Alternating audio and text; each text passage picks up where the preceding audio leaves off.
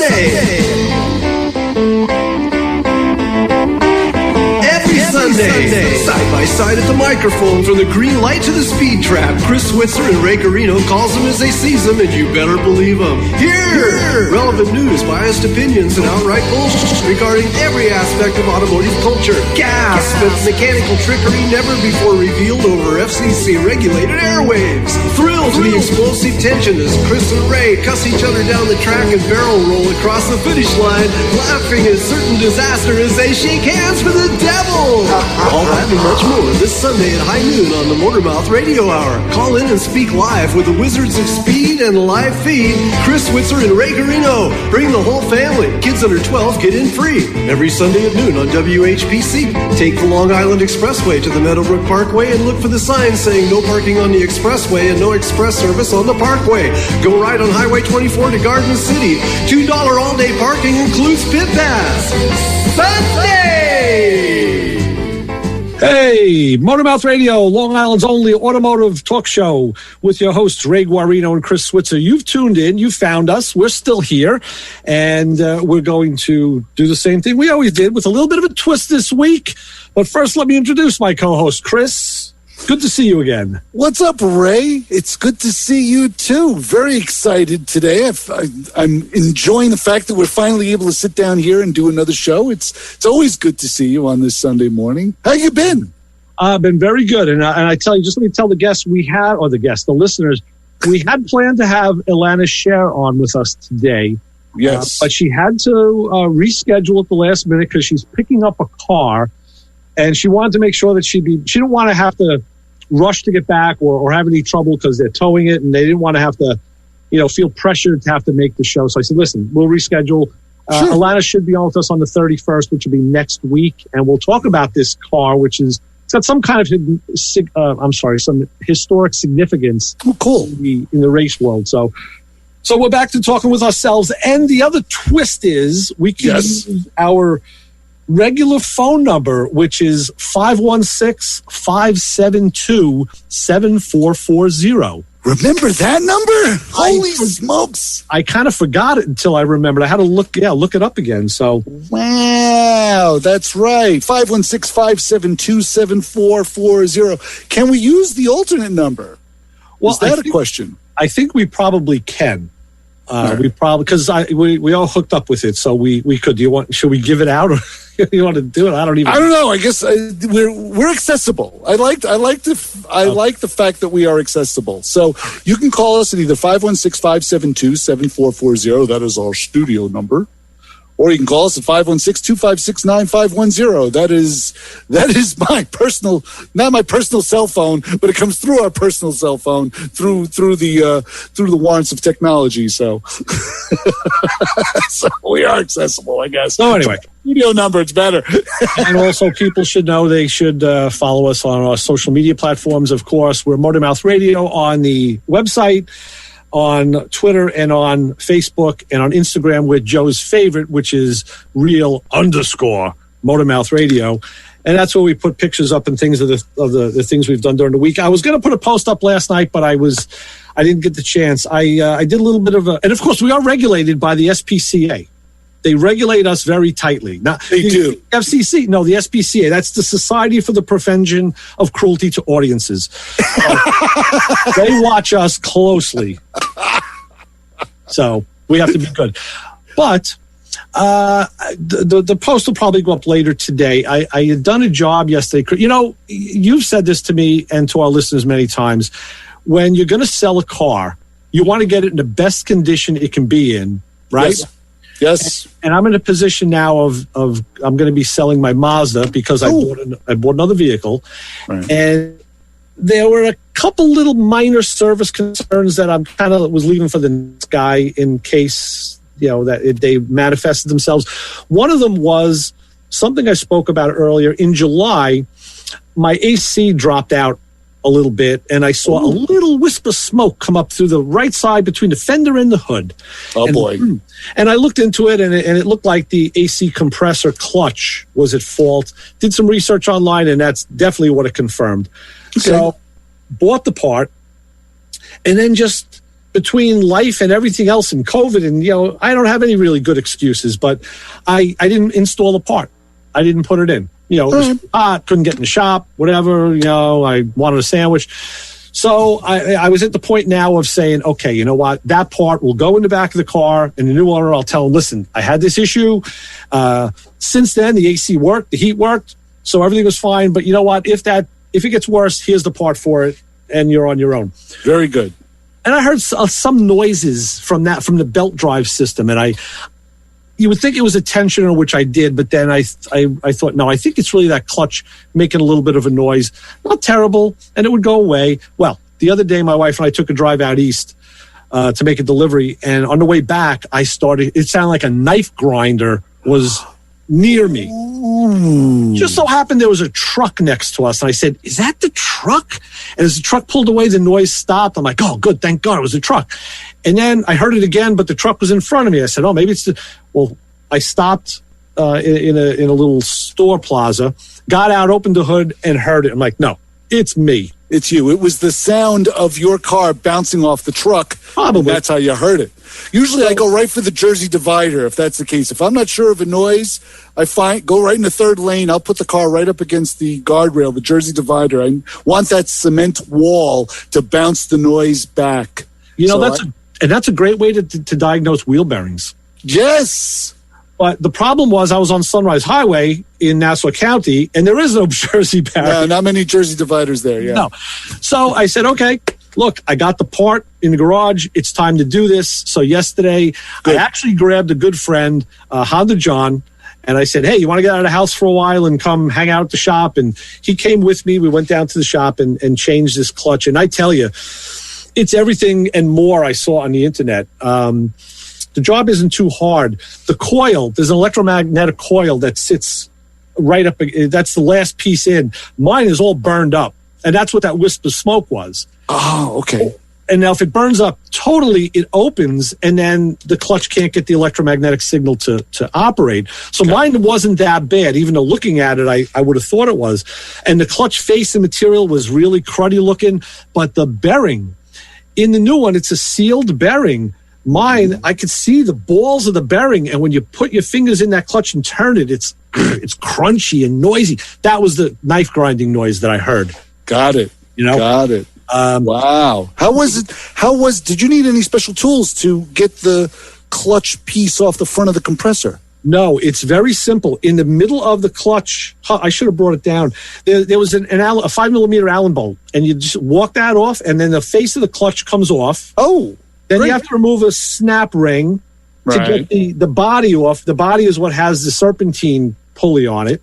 Mm-hmm. And then there's another snap ring because behind that is the actual electromagnetic coil that the actual pulley goes over.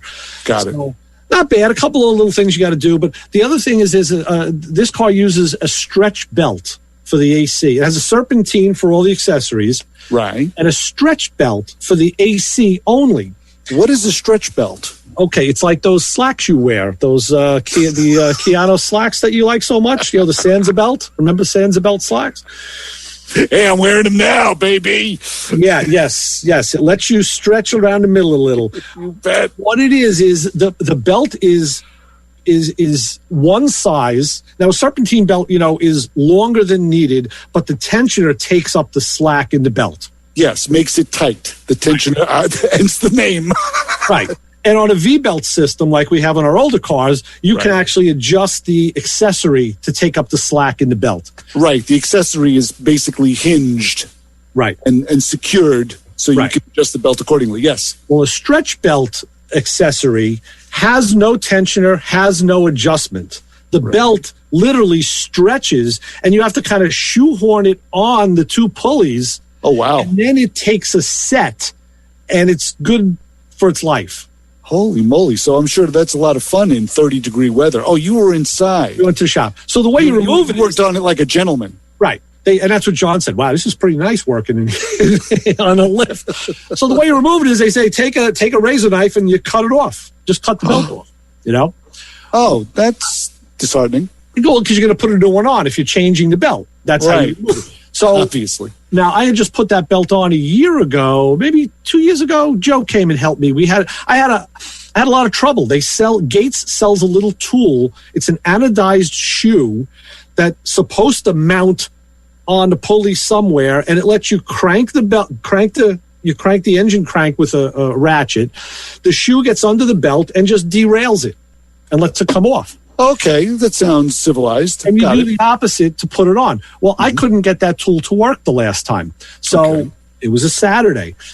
I did the radio show on Sunday, and I told this story to Joe, and he says, wow, maybe two heads are better than one. So on Sunday after the radio show, Joe and I went back to the shop, and the both of us played. We couldn't make the tool work. I said, well, if you can't do it and I can't do it, maybe we're not so stewed-out after all, right?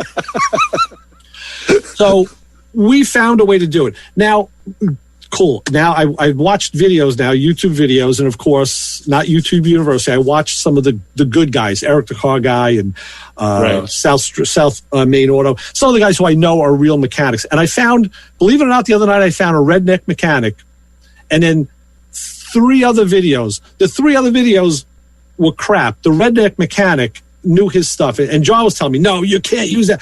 I'm like, the guy didn't sound like a redneck, but I could see he was in a shop. I could see the toolboxes. He was in a real facility. Right. I could tell by the tools he was using, he was a professional.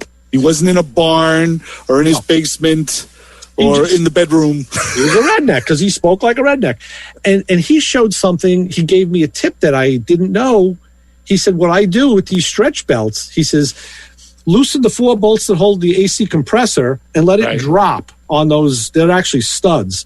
He says, now you can weasel the belt off because you can move the compressor and change that gap.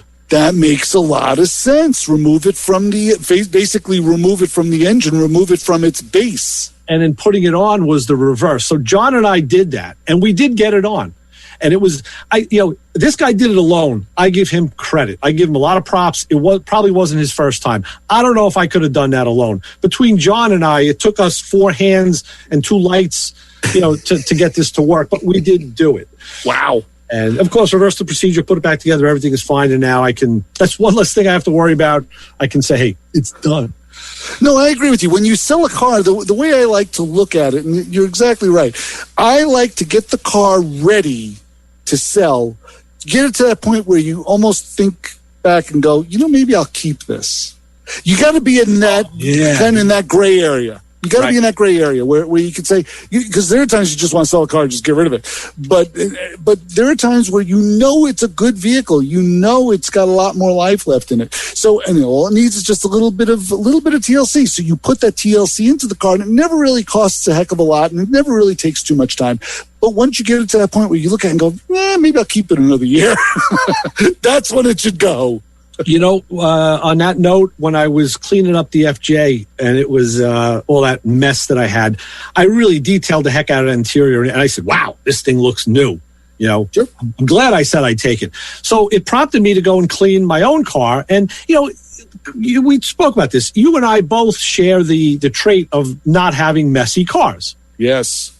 But on any given day, you could look at any one of our dashboards and find some dust by the gauges, and that stuff just accumulates. It's just there. But when you clean all that stuff out and clean the plastic, wow, now it looks.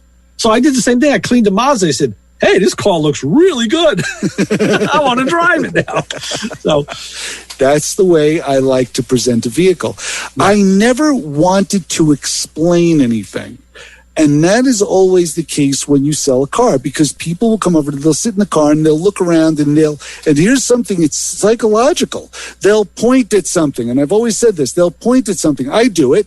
And once they point, if you're the owner of the vehicle and you see them pointing or addressing something in the vehicle, and then you start explaining, what the, that's the. You've explained this. We have a caller. Oh, we do? Yes. Let's go to the phones and let's go to the fun and say hi. Hey guys, me Rob. How you doing? Me Rob, how you doing? Yes, caller. You're on with the Motor Mounts. It's me, Rob. We're working how you on doing? that from the other side right now. Gentlemen, are you there? It's fun. Gentlemen, are you there? Well, this is our test bed right here. So yes, and you know what? That's fine. I think this show should be the test bed for everything technological right now. Right. I know in the studio they are on the line with the caller right now, so they're trying to work this out and see if we can. But in the meantime, once we get our call. But in the meantime, that's basically what should happen. When you're sitting in a vehicle and you point at something or an imperfection or something like that, and the owner has to now explain whatever that imperfection is. To me, I don't want to do that. I want to make sure that a potential buyer sits in my vehicle, looks at my vehicle, and doesn't see anything wrong, or doesn't see, or they'll go to something just so minuscule, like, oh, there's a little tiny chip here. Well, yeah, it's a 20-year-old car, Bunky. I mean, that's what you're going to get. So if that chip wasn't there, I'd ask $1,000 more for it. Yeah, it's that. So I appreciate when you do the work, you get the car looking sharp. And then a potential buyer comes over and looks at it and goes, I don't see anything wrong with this vehicle. Here's your money. That's to me always the best way to sell a car, when it's not making noise. It's not, you can take it one step further. If it's making one noise and you go, oh yeah, it always did that, or oh yeah, how many other noises are you ignoring? How many other things are you avoiding? Right. So once that car is running well and doing what it should, and everything should work, then usually a lot of times people, they don't have a leg to stand on for negotiation. They just go, here's your money. And it has happened to me. Yeah. It has happened to me in the past. Look, I looked at this car. I can't find anything to snip about, so I'm going to give you what you're asking for it. And then there's the other caveat, the other thing that happens where everything is good and clean and quiet and working well, and then you go to show the car and you start it and there's a noise that you never heard before. Yes. And the guy looks, okay, I think King gives a thumbs up. Do we have a caller on the line? Caller, are you with us? Yes, you do. Yes, you do. Hey, it's me, Rob, guys. How you doing? What's up, Rob? All kinds of things. You're talking about stretch belts. All right, my son had one of those on an 86 Ford Escape on the water pump. Probably one of the most dangerous things an engineer has ever devised to date. I mean, getting those things off, putting them on, I couldn't think of anything more dangerous because, you get a guy like me, you can't get it on easily. So you go and you say to the kid, all right, kid, look, I'm going to hold this screwdriver right here. You clip the starter a couple of times and boom, on it goes, But and the screwdriver flies out through a fender or something. Yeah, well, we've done plenty of go-karts in our time, so, we tend to know how to hold on to the screwdriver. But, yeah, that's really not a great idea. As a matter of fact, the kit that we had, it came with a belt, a stretch belt, and it came with a large zip tie. And the instructions said to go and zip tie it around the belt, right? And then tap the starter to go, and while you're pulling on the zip tie to jump it off the pulley. Wow. Really? You lost me at Tap the Starter. No, you know what? Whatever it is, I'm not doing it. I'll tell you this. John said to me at one point when we were doing this, he says, hey, have you ever seen the video of a guy changing the belt on a VW as it's running? And I said, yeah. He goes, I said, listen, we're not going there. I wouldn't do that either. But I could see how he could do that. But, putting it on is one thing. While it's running, taking it off, that's a whole totally different animal, Yeah. Well, like I said, what they do say, what Gates does refer to for removal is to cut it off with a razor knife. They just cut it. Yeah.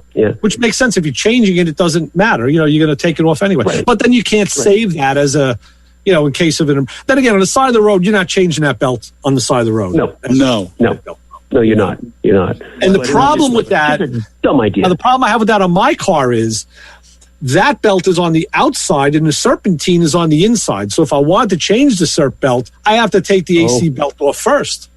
Look at that. That was poor planning. And that's, just the way the engine ergonomics laid out, I guess. Hey, that was really poor planning.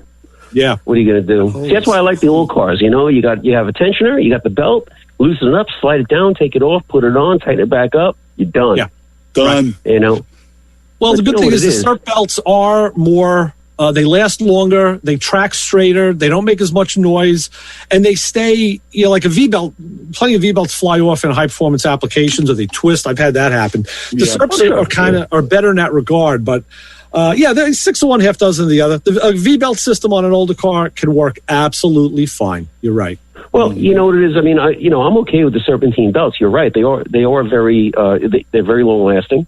They're very dependable, very reliable. Of course, you lose one belt, you lose everything. But the smart person carries a spare belt and the tool to put it on. Right. Sure. As a matter of fact, I have. Funny you should say, because I have a spare belt in my car and my wife's car, and the tools to install them, and also a spare belt in my daughter's car. And I showed her how that's installed, because she goes to school in Western New York, and already she's had a problem where she had like an engine light on. So I had to talk her through, using the scan tool and, how to determine what the problem was. And she found that she didn't put the gas cap on properly. She had an evap code. So she was able to find it, and she worked herself through it, and she didn't panic, which is good, So, these are the things. But if she has a situation with a belt, she has what she needs to work through it, and hopefully she'll be able to, make it work, Yeah, and I'll tell you this, Rob, being at the shop, I can see some of the newer cars. I've had to change, they've had me change tensioners, and I go look, it's a transverse engine. You look down and you say, oh my God, how am I going to get in there? And how are you going to get the tool? I can't even see where I'm going to put the tool. So in a shop setting, it's bad enough. In a parking lot or on a road, boy, that's like, wow. Some of these cars, some of those new, and as the cars get smaller and the engine bays get tighter a lot of times, wow, some of them are very, very tough. Yeah, well, she has a Jeep Liberty, so fortunately they put the motor in the right way in that thing, They didn't put it in the wrong way. Yes. Yeah, absolutely. Yeah, it's right there. So it's easy enough, true. And we went through the whole, before we sent her away with it, we went through the whole vehicle with her, to show what this does, that does, the other thing does, how to check your oil, transmission fluid, all that other stuff, tire pressure, and, basic service things, so that this way she doesn't get into an incident. And if she does, then she has, a toolbox under the seat that she can work through most of her basic problems, Yeah. Oh, that's real smart. I'm glad you did that, because it makes your daughter self-sufficient, and that's even how to change that's empowering. the bulbs and the headlight bulbs. Yeah. Well, and she enjoys that too, because she likes being empowered that way. This way, if she had to walk into a shop to take care of something that was beyond the scope of her ability, then of course she at least has an idea what she's talking about. Right. There are a couple of shops close by her school, which, I've looked into, and they appear to be okay. So I said, okay, look, you have a problem with this, you go there. You got a problem with this other thing, you go over there instead, So she has that background behind her, That's real smart. I appreciate that. That's nice to hear. That's a good idea, yeah. Well, I'll tell you what else you're going to appreciate. I finally tore the motor down in the Mustang, right, because it's been sitting on the stand for about a year and a half. So the block and the heads are out to Merkel, and that'll be back in about maybe 2 to 3 weeks. All my parts came in, so I'm ready to build. So that's going to go back together probably in about a month or so. Transmission's going out in about 2 weeks. Although the transmission works fine, it's out. May as well freshen it up, right? Sure. So get that together. We'll put that together, and then it's just a matter of I'm in the quarter panel area now, and once I get done with that work, car goes out to paint. Hopefully by the end of the summer, that's all going to happen, and then I'll have a driving car again. My wife would like that, It's her car, not mine. So. All right, Rob. Well, we got to run for now, but keep us in touch on that project through the months as it progresses. We want to hear about it. Sure. And, sure. And again, congrats on dealing with your daughter in the right way. That's an excellent thing to do. That's what you have to do. My son I don't have to worry about, because let me tell you something. He's gotten himself in the craziest situations and always has worked himself out of it, Right. Without a doubt. So he's pretty clever that way. So, okay, listen, I got to go. I'm in the middle of actually cleaning up the power steering pump and rebuilding that. So you have a great day, guys. Thanks, Rob. Take care, my brother. Be safe. Okay. So long. All right. 516-572-7440, or if you want to call the alternate number, you can call that too. Before we get into our bottom of the hour break, I wanted to mention, last week we had the Duke of Dodge. We had Steve Magnante on with us. Yes. As he is.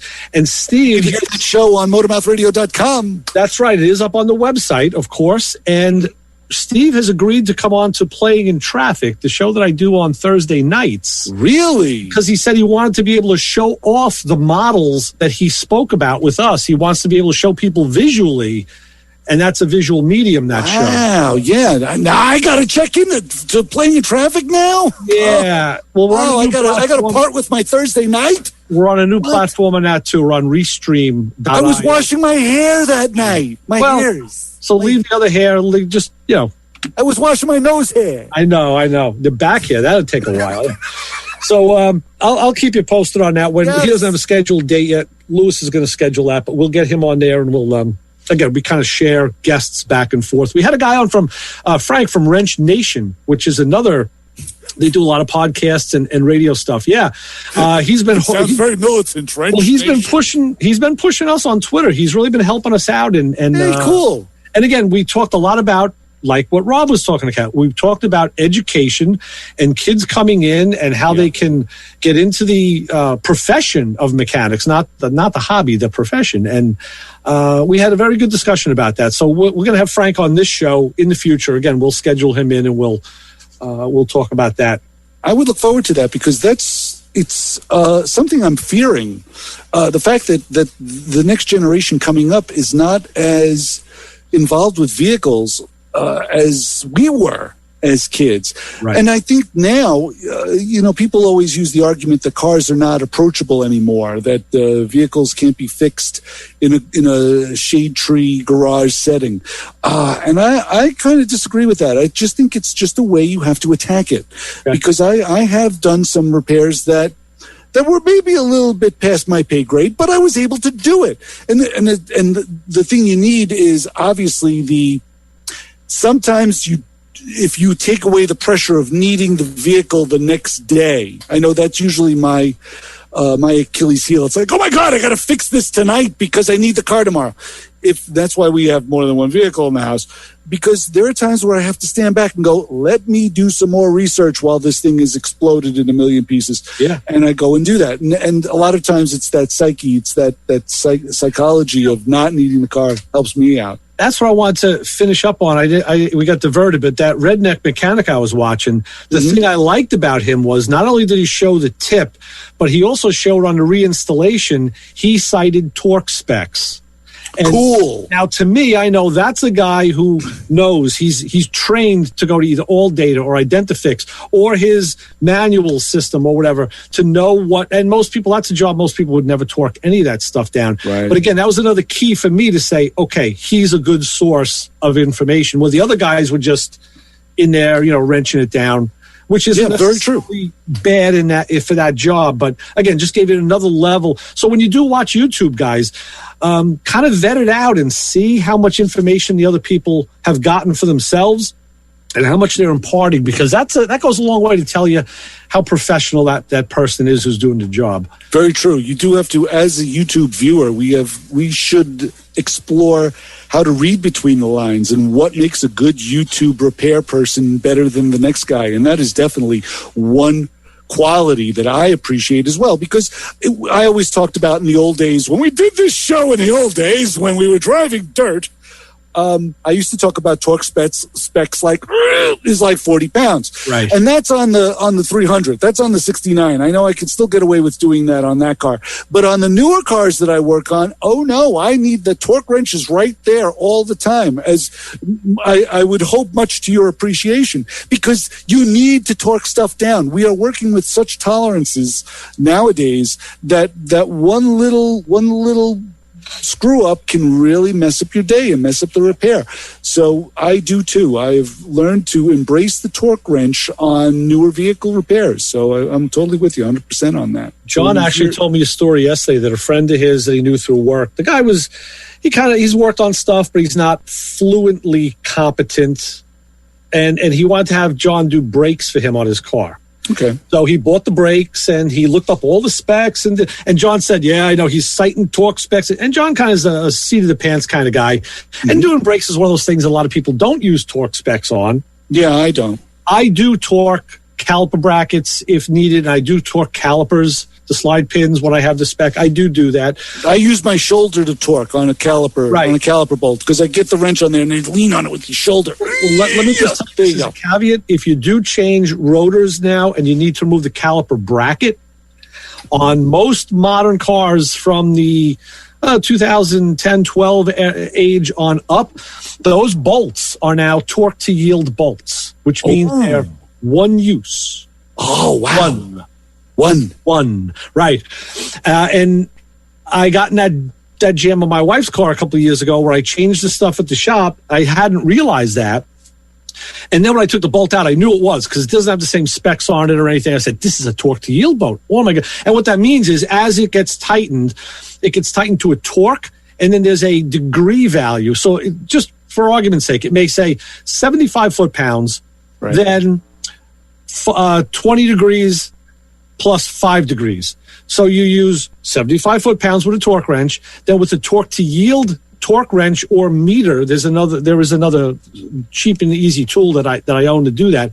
You actually go with is a dial on a scale. It's a sweep dial, and you go to the amount of degrees, say 30 degrees or 25 degrees. Then you relax it. Then you go to the 5 degrees. And what that does is it tightens the bolt to the maximum stretch value of the threads. Because that's how a bolt holds. The threads actually stretch. Yes. So when you take that bolt out now, it's been used and stretched to its maximum, and you throw it out, and you have to replace the bolt. Wow. So there I am at the shop saying, oh, great, I don't have new bolts. I reinstalled the old ones, hoping they would go in, and they did. And then I ordered the new ones and then just did a matter of swapping them out in the driveway. But you need either that angle meter to give you that degree reading, or I bought a new torque wrench that does foot-pounds, inch-pounds, kilopascals, and it does torque to yield also. So it's all in a digital thing. It's all in one now. Wow. Something to consider if you do take caliper brackets off. Major suspension components and things like that are very important, use torque to yield bolts. Okay, note to self, remove torque to yield bolts, throw away, go to hardware store, pick up standard bolt, install standard bolt. Well, no, you have to get those. I actually got them from Rock Auto because they come from the manufacturer. It's not a hardware store thing. It's a very specific bolt. And by the way, that was all posted on social media, on Twitter and Instagram and Facebook. People can go back and look that up, I guess. Well, let's see if we're ready to take our bottom of the hour break. All righty. So we can take care of some spots, see if we have a coordinated effort here. And because I don't know. Well, I'll try this. Okay. So that's it. We're going to go, we'll do a few spots. Do you want an honor group? Yeah. Oh, I'm sorry. Yes. Pardon me. Please. What's the honor group of the hour? We do, of course, Ray. Thank you for reminding me. We have just like we planned this. The Motormouth Radio honor group of the hour today. Cars that still have AM radios. Yeah. Do you still revel in the squelch and the static? Do you still revel in all that signal fade?